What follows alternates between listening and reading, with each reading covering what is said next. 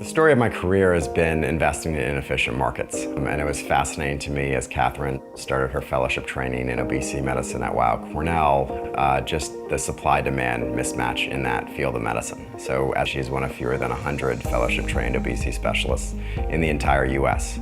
And as we started to really unpack that obesity is a dramatically misunderstood chronic disease. It functions on multiple pathways, whether it be neurologically, metabolically, hormonally, and most people mistake it for a behavior or lifestyle issue.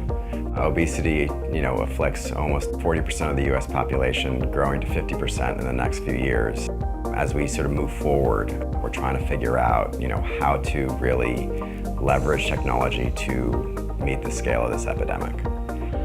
So as we think about scaling Intellihealth and effective obesity medicine globally, we need to think critically about how we're doing that.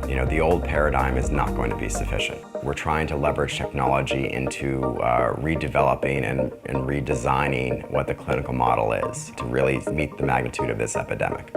As we move forward, we're actually branching out into other related conditions such as women's health, with menopausal weight gain, pregnancy weight gain, GI with fatty liver NASH, and pediatrics. The childhood obesity epidemic is devastating, and we're trying to think critically about how to leverage best-in-class tools to help meet these issues. In our perspective, there are three pillars that really help to drive our ability to be successful. It's autonomy, mastery, and purpose. I liken it to a ship, where autonomy is the ability to steer your own ship.